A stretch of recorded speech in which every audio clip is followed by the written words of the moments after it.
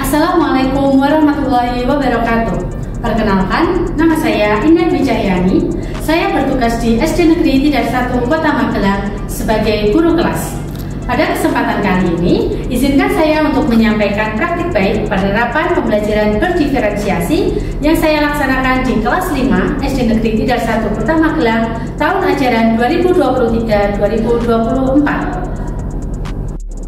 Tak ada anak di dunia ini yang benar-benar sama meskipun mereka kembar identik. Setiap anak memiliki ciri khasnya masing-masing. Begitu pula dengan murid-murid kita.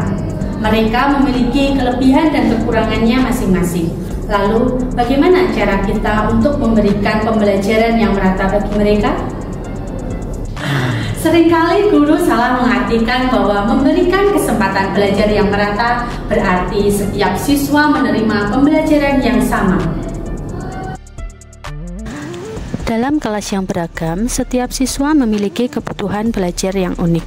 Mereka datang dari latar belakang yang berbeda, memiliki minat yang beragam, dan tingkat keterampilan yang berbeda. Berdiferensiasi adalah tentang mengakui perbedaan ini dan menciptakan lingkungan belajar yang dapat memenuhi kebutuhan masing-masing siswa. Oleh karena itu, penting bagi seorang guru untuk memberikan kesempatan belajar dengan memperhatikan karakteristik dan keunikan siswa, termasuk memberikan akses belajar, proses pembelajaran, dan dukungan yang sesuai. Melalui pembelajaran berdiferensiasi, guru berupaya untuk memberikan pendidikan yang terbaik bagi siswa agar mereka dapat belajar sesuai dengan minat dan kebutuhannya. Pada tahap perencanaan, sebelum melakukan pembelajaran, saya melakukan asesmen diagnostik untuk mengetahui data terkait dengan gaya belajar. Dari proses ini didapatkan kesimpulan bahwa 46% siswa memiliki gaya belajar visual, 25% siswa memiliki gaya belajar auditori, dan 29% siswa memiliki gaya belajar kinestetik. Setelah saya mengetahui gaya belajar murid sebagai langkah awal, saya menyusun strategi pembelajaran yang dapat mengakomodasi kebutuhan belajar mereka dengan membuat modul ajar berdiferensiasi. Untuk mengawali kegiatan pembelajaran, saya mulai mendekatkan diri kepada siswa dengan menyambut mereka di pagi hari sebelum masuk kelas sehingga menciptakan suasana yang menyenangkan dan akrab. Pada awal pembelajaran, salah seorang siswa memimpin teman-temannya untuk berdoa menurut agama dan kepercayaannya. Kemudian, saya mengecek kehadiran siswa.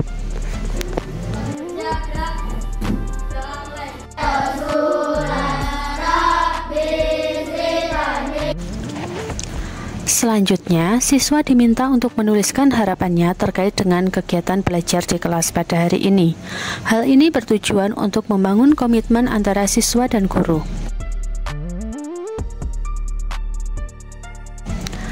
Antara lain yang didapatkan, mendengarkan saat guru menyampaikan materi, saling membantu dan saling menghormati, bekerja sama dengan teman, berpartisipasi aktif, dan bertanggung jawab.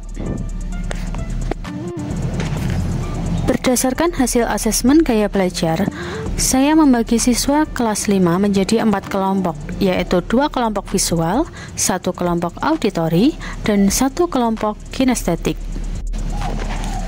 Sebelum kegiatan inti pembelajaran dimulai, siswa diajak untuk menirukan gerakan dalam sebuah lagu, dan guru mengaitkan isi lagu dengan materi yang akan dipelajari. Untuk menguatkan konsep materi yang hari ini mereka pelajari, saya mengemas konten pembelajaran dengan berbasis teknologi informasi dan komunikasi. Setiap siswa mendapatkan kesempatan untuk menggali informasi dari sumber-sumber belajar digital terkait dengan penggolongan hewan berdasarkan jenis makanannya dengan disesuaikan gaya belajar mereka. Nah, disinilah terlihat adanya diferensiasi konten. Untuk kelompok dengan gaya belajar visual akan mendapatkan sumber belajar berupa media pembelajaran flipbook dan AR. Kemudian, dengan gaya belajar auditori mendapatkan sumber belajar berupa video audio mengenai penggolongan hewan berdasarkan makanannya. Sedangkan untuk kelompok dengan gaya belajar kinestetik diarahkan untuk melakukan aktivitas di luar kelas dengan mencari sumber belajar yang sudah saya siapkan di sudut tertentu. Mereka akan mencari materi secara kolaboratif dengan memecahkan sandi terlebih dahulu agar menemukan lokasi tempat sumber belajar mereka tersimpan. Disinilah saya mengemas konten kelompok kinestetik dengan berbasis edugame.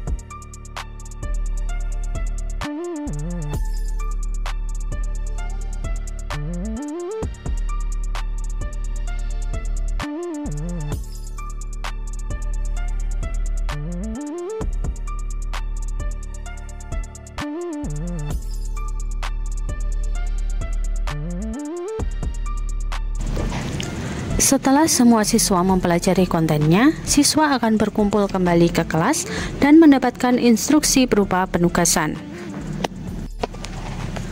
Dalam pembelajaran dengan diferensiasi produk kali ini, saya menguatkan pemahaman mereka terkait penggolongan hewan dengan memberikan proyek dengan menyesuaikan gaya belajar mereka. Untuk kelompok visual diberikan arahan mengerjakan sebuah karya visual berupa poster infografis, mind map atau bentuk visual lain dengan memanfaatkan aplikasi Canva dengan fasilitas laptop dari sekolah. Kemudian untuk kelompok auditori diberikan arahan untuk mengerjakan sebuah karya dapat berupa lagu maupun rekaman suara yang berisi pemaparan pengelompokan hewan berdasarkan jenis makanannya. Sedangkan kelompok kinestetik diarahkan untuk membuat poster dengan menyusun gambar hewan berdasarkan jenis makanannya. Selanjutnya dipresentasikan di depan kelas dan kelompok lain memberikan tanggapan, saran, atau pertanyaan. Kami akan menampilkan hasil diskusi kami yang berupa lagu. Mari teman-teman kita menyanyi bersama. 1, 2, 3. Golongan hewan itu ada 3. Yang makan rumput itu herbivora. Yang makan daging itu karnivora. Yang makan semua itu omnivora. Diumumkan hasil diskusi kami yang berupa etnografi. Penggolongan hewan berdasarkan jenis makanan. Karnivora. Karnivora adalah pemakan daging atau memangsa hewan lainnya. Hewan karnivora memiliki gigi taring yang memudahkan untuk memangsa hewan lainnya. Herbivora. Herbivora adalah hewan pemakan tumbuhan. Hewan herbivora biasanya mudah dimangsa dan menjadi karnivora. Karnivora, hewan yang memakan hewan lainnya dengan contohnya elang dan singa. Omnivora, hewan yang memakan tumbuhan dan daging, contohnya ayam.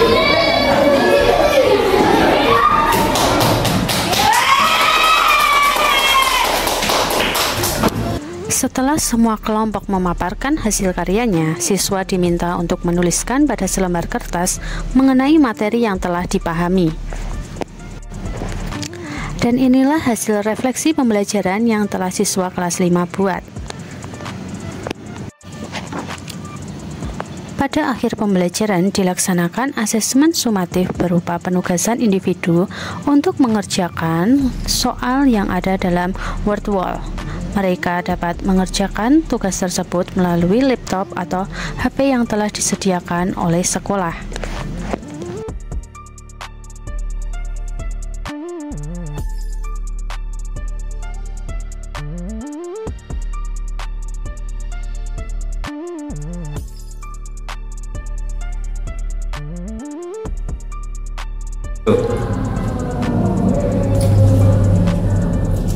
Catatan dalam pembelajaran ini, kita sebagai guru harus menanamkan bahwa guru bukanlah satu-satunya sumber belajar bagi siswa, apalagi di era digital seperti saat ini. Guru harus cerdas dalam memanfaatkan perkembangan teknologi saat ini sehingga dapat mencukupi menuntun siswa sesuai dengan zamannya dan peka terhadap kebutuhan yang sesuai dengan karakteristik dan keunikan siswa. Demikian tadi praktik baik pembelajaran berdiferensiasi yang telah saya laksanakan bersama siswa-siswi kelas 5. Dengan segala kerendahan hati, mohon doanya agar kami dapat terus berkembang dan berusaha memberikan yang terbaik untuk proses pembelajaran yang selanjutnya. Terima kasih. Wassalamualaikum warahmatullahi wabarakatuh. Saya merasa pembelajaran hari ini sangat menyenangkan. Kami belajar dengan banyak hal yang kami suka. Kelompok kami belajar sambil bernyanyi, sedangkan kelompok lain ada yang belajar dengan mengumpulkan harta karun. Dari proses pembelajaran diferensiasi yang telah dilaksanakan di kelas 5, sudah nampak bahwa siswa dapat belajar dengan gaya belajarnya, sehingga dapat maksimal dalam melakukan kegiatan pembelajaran. Siswa dapat menampilkan hasil karya yang sungguh luar biasa dalam berbagai bentuk. Media pembelajaran yang digunakan pun sudah berinovasi dengan memanfaatkan perkembangan teknologi dan informasi di era sekarang ini.